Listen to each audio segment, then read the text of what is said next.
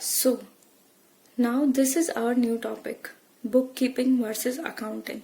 So, जब हम accounting process हमने समझ ली, अकाउंट्स की डेफिनेशन हमने समझ ली, तो अब हम अकाउंटिंग को दो पार्ट्स में और डिवाइड कर सकते हैं, that is book keeping as well as accounting. तो हमें ध्यान रखना है बुक कीपिंग क्या होती है और अकाउंटिंग क्या होती है. ये बहुत इंपॉर्टेंट कॉन्सेप्ट है. एग्जाम पॉइंट ऑफ व्यू से भी इसमें डिफरेंस आता है 5 मार्क्स का, 4 मार्क्स का, तो उसे हमें ध्यान रखना है. ओके, सो हमारे ये पॉइंट्स है जो हमें ध्यान रखने हैं कि अकाउंटिंग और बुक कीपिंग में क्या क्या डिफरेंस है. फर्स्ट चीज कि जो बुक कीपिंग होता है वो प्राइमरी स्टेज पे होता है और जो अकाउंटिंग है वो एक सेकेंडरी स्टेज है जो आफ्टरवर्ड्स होता है. ओके, तो जो हमने पढ़ा था फ्लो चार्ट में, उसके first 4 steps, that is identifying, measuring, recording and classifying, ये चारों स्टेप्स आते हैं हमारे बुक कीपिंग में.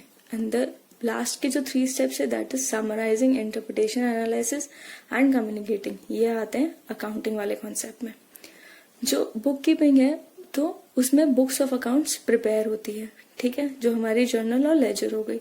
जो अकाउंटिंग है उसके अंदर क्या क्या प्रिपेयर होगा, हमारे फाइनल अकाउंट्स या फाइनेंशियल स्टेटमेंट्स प्रिपेयर होंगे, जैसे trial balance, trading and profit and loss account and balance sheet. ये क्यों होता है, ताकि इसमें मेंटेन एक सिस्टमैटिक रिकॉर्ड्स मेंटेन हो जाए, ठीक है. और ये होता है ताकि हम जो रिकॉर्ड्स मेंटेन किए उससे एक मीनिंगफुल जजमेंट निकाल सके. ये जो होता है not helpful in management decisions, इससे हम मैनेजमेंट के डिसीजन नहीं ले सकते, बिकॉज इसके अंदर कुछ भी नहीं है. जैसे कि प्राइमरी स्टेज का काम है, हमने सिर्फ ट्रांजेक्शन्स रिकॉर्ड किए, उसका मतलब नहीं समझा है, उससे कोई रिजल्ट नहीं निकाला है. लेकिन मैनेजमेंट डिसीजन में ये हेल्प करती है अकाउंटिंग. कैसे हेल्प करती है, बिकॉज जब हमारे पास यहाँ पे स्टेटमेंट्स आ गए हैं तो हमें पता लग गया है कि साल भर में हमारे पास क्या हुआ है और अब हम डिसीजंस कैसे लेने हैं. बुक कीपिंग में कोई कभी भी फाइनेंशियल पोजीशन नहीं रिफ्लेक्ट की जा सकती, क्योंकि जब हमारे पास कोई डिसीजन नहीं आएगा तो हम फाइनेंशियल पोजीशन कैसे रिफ्लेक्ट कर पाएंगे. लेकिन अकाउंटिंग जब हो जाती है तो उसमें फाइनेंशियल पोजीशन हमको मिल जाती है. इसके अंदर कोई भी हमें प्रोफेशनल स्किल्स नहीं चाहिए, क्योंकि एक बहुत बेसिक और प्राइमरी स्टेप है, तो हमें कोई भी प्रोफेशनल स्किल्स रिक्वायर्ड नहीं है.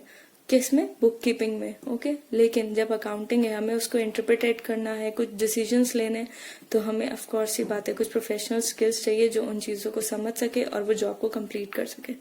ये एक कॉम्प्लेक्स जॉब नहीं है, ये बहुत एक रूटीन क्लरिकल जॉब है, लेकिन ये एक कॉम्प्लेक्स और डायनामिक जॉब है, क्योंकि इसके अंदर काफी नॉलेज और इंटेलिजेंस की जरूरत है.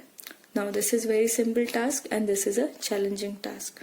So from all these points you can gather everything about bookkeeping and accounting. Okay, now next topic is accounting and accountancy. Now accountancy क्या है, accountancy is a knowledge, okay, basic rules and principles, guidance to deal with financial transactions. It makes accounting meaningful. accountancy क्या है, एक study है, एक knowledge है, एक theory है. ये एक accountancy कहते हैं उसको हम, है ना. तो उसमें क्या क्या चीज आएंगे, नॉलेज आ जाएगी, उसके रूल्स एंड प्रिंसिपल्स आ जाएंगे, उसकी गाइडेंस आ जाएगी, यानी कुछ हमें एक इम्पॉर्टेंट थ्योरी दी जा रही है, एक गाइडेंस दी जा रही है जिससे हम आगे कैसे काम करेंगे. ओके, अब अकाउंटिंग क्या है, वो एक प्रोसेस है. हमने अकाउंटेंसी को जब अप्लाई किया बुक्स ऑफ अकाउंट्स पे, फाइनेंशियल ट्रांजेक्शन पे, तो वो प्रोसेस क्या हो गई, वो प्रोसेस हो गई एक अकाउंटिंग. तो ध्यान रखना, अकाउंटिंग क्या है, वो प्रोसेस है, और अकाउंटेंसी क्या है, उस वो theory, principles, rules and guidelines, regulations, वो है अकाउंटेंसी. ओके, नाउ हम एक बार इसको ही पढ़ लेते हैं. Accounting is the process of applying accountancy in raw data in financial transactions and events. It is a service activity. Okay, ये एक काम करने की एक्टिविटी है. ओके, सो अब हम स्टार्ट करेंगे कुछ नए टॉपिक्स के साथ, दैट इज अकाउंटिंग के objectives, functions, rule, advantages and limitations. ठीक है, ऑब्जेक्टिव्स ऑफ अकाउंटिंग. ऑब्जेक्टिव्स मतलब अकाउंटिंग करने के बाद हमें जो रिजल्ट चाहिए, जो हमें चाहिए, वो क्या क्या हो सकता है. First is maintaining accounting records. Accounting का मेन ऑब्जेक्टिव है, हमें अकाउंटिंग रिकॉर्ड्स चाहिए, राइट. बुक्स ऑफ अकाउंट्स चाहिए हमें, किस पे, बाय यूजिंग अकाउंटिंग प्रिंसिपल्स. अगर हम बुक्स ऑफ अकाउंट्स मेंटेन करते हैं अकाउंटिंग प्रिंसिपल्स यूज करके, तो हमें क्या मिल जाती है, अकाउंटिंग रिकॉर्ड्स मिल जाते हैं. फिर determining profit and loss for a period. हमेशा अकाउंटिंग जो होती है वो, या कोई भी trading in profit and loss account बनता है, वो एक पीरियड के लिए बनता है, 2 मंथ, 6 मंथ, 4 मंथ, और जनरली ये होता है 1 ईयर के लिए. तो हमें क्या क्या चीज बनानी होती है इसमें, trading in profit and loss account, या हम उसको कह सकते हैं statement of profit and loss account.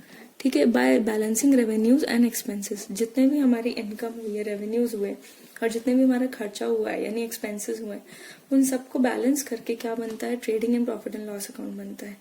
ठीक है, तो उससे हमें हमारा एंड रिजल्ट मिलता है कि इस साल हमारे को प्रॉफिट हुआ है या लॉस हुआ है, या इन 3 मंथ्स में, अगर हमने 3 महीनों का बनाया तो यानी इन 3 मंथ्स में हमको प्रॉफिट हुआ है, लॉस हुआ है, ये हमें इस स्टेटमेंट से पता लगता है। The next is financial position. हमें हमारी फाइनेंशियल पोजीशन पता लगती है। वो कैसे पता लगती है, बैलेंस शीट से। जब हम बैलेंस शीट प्रिपेयर करते हैं तो एक तरफ हमारी सारी एसेट्स और दूसरी तरफ सारी लायबिलिटीज आ जाती है, तो हमें ये आइडिया लग जाता है कि हमारी क्या फाइनेंशियल पोजीशन है, क्योंकि हमारी एसेट्स भी हमारे सामने होती है और हमारी लायबिलिटीज भी हमारे सामने होती है। तो हम एक जजमेंट क्रिएट कर सकते हैं। Making decision, that is controlling, budgeting, costing, assisting for future. जब हमारे पास ये हमारे स्टेटमेंट्स आ गए हैं तो हमें पता चल जाएगा कि अब हमें फ्यूचर में आगे बढ़ने के लिए क्या अच्छा करना है, क्या गलत करना है, क्या सही था, क्या गलत था। हम हमारे डिसीजंस बना सकते हैं किस किस चीज के लिए, कंट्रोल करने के लिए कोई भी चीजों को, जैसे कॉस्ट ज्यादा लग रही है तो उसको कैसे कंट्रोल करना है, बजट करने के लिए कि हमें अब एक्सपेंसेस है तो उनका एक बजट बनाना कि हमें इस टाइम इतने खर्च करना है, इसी बजट के अंदर हमको हमारा काम करना है, कॉस्टिंग करना, बेस्ट से बेस्ट चीजें अप्लाई करना ताकि हमारी कॉस्ट कम आ जाए एंड प्रोडक्ट की। ठीक है, और असिस्टेंस फॉर फ्यूचर, यानी फ्यूचर में कोई और भी डिसीजन लेने हो तो उन डिसीजन में भी काम आना।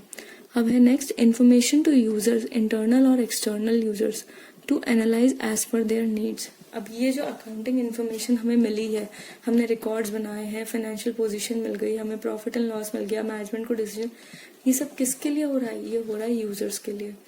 तो इंटरनल और एक्सटर्नल दोनों तरह के यूजर्स एनालाइज कर लेंगे एज पर देयर नीड्स, जिसको जैसी नीड होगी।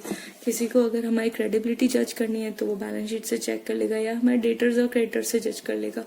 तो ऐसे, या बैंक को हमारे बारे में पता करना है कि इनको लोन दें या नहीं दें, तो वो उस हिसाब से देख लेगा। वर्कर्स को ध्यान रखना है कि भाई हम ये लोग टाइम पे पैसे देते हैं, नहीं देते हैं, क्या होता है। तो ये सब चीजें इंटरनल और एक्सटर्नल यूजर्स अपने हिसाब से बैलेंस शीट और हमारे अकाउंटिंग रिकॉर्ड्स को देख के जज कर लेंगे। Now, protecting business assets, that is by exercising effective control.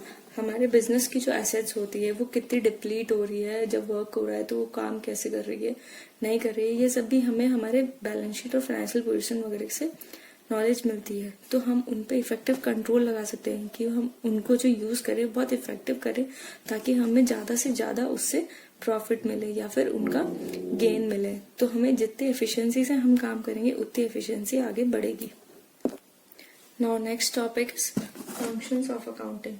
Okay, तो अकाउंटिंग के फंक्शन, सबसे पहले क्या क्या फंक्शंस हो सकते हैं। फर्स्ट है सिस्टमैटिक अकाउंटिंग रिकॉर्ड्स मेंटेन करना। ठीक है, फॉर रिलायबल फाइनेंशियल स्टेटमेंट्स। अगर हमारे अकाउंटिंग रिकॉर्ड अच्छे से मेंटेन हुए हैं तो हमारे जो फाइनेंशियल स्टेटमेंट्स होंगे उनकी रिलायबिलिटी बहुत बढ़ेगी, यानी लोग उस पर विश्वास करेंगे। ओके, वो विश्वास करने लायक होंगे। Preparation of financial statement to understand the financial performance. एक और फंक्शन के अकाउंटिंग का फाइनेंशियल स्टेटमेंट्स प्रिपेयर करना ताकि हमारी फाइनेंशियल पोजीशन हमें पता लगे, या हमारी फाइनेंशियल परफॉर्मेंस क्या चल रही है, इस टाइम हमारे क्या परफॉर्मेंस रही है वो पता लगे। Next, meeting legal requirements, timely submission of returns under different acts. Legal requirements, अपने बहुत सारी लीगल रिक्वायरमेंट्स होती है, डिफरेंट डिफरेंट एक्ट्स होते हैं, उनकी ड्यूटीज पे करनी होती है पर्टिकुलर डेट्स पे। तो जब तक हमारे पास अकाउंटिंग रिकॉर्ड्स प्रॉपरली मेंटेन होंगे तो ही हम प्रॉपर टाइमली पेमेंट कर सकते हैं सब चीजों का। Now, communicating financial positions for judgement. अब सारा कुछ हो गया तो ऑफकोर्स ये बात है, ये बहुत इजी, सबको समझ में आ ही चुका है कि जजमेंट क्या करना है हमें, जब हमारे फाइनेंशियल स्टेटमेंट से आगे कैसे डिसीजन लेने हैं उसका हमें जज हम कर सकते हैं। Okay, now assistance to management, to have overall control on assets and future decisions can be taken considering all aspects. ठीक है, जब भी हमारे अकाउंटिंग रिकॉर्ड और सब कुछ जब क्लियरली मेंटेन होंगे तो मैनेजमेंट को भी डिसीजन लेने में इजी होगा, किस टाइप के डिसीजन अपने असेट्स पे कैसे कंट्रोल करना है, कोई दूसरे डिसीजंस कैसे लेने हैं, हर तरह के एस्पेक्ट पे, कॉस्टिंग, बजटिंग, ये सब चीजों पे मैनेजमेंट को ध्यान रखना पड़ेगा और वो बहुत इजी हो जाएगा किससे, अकाउंटिंग रिकॉर्ड्स और स्टेटमेंट्स से।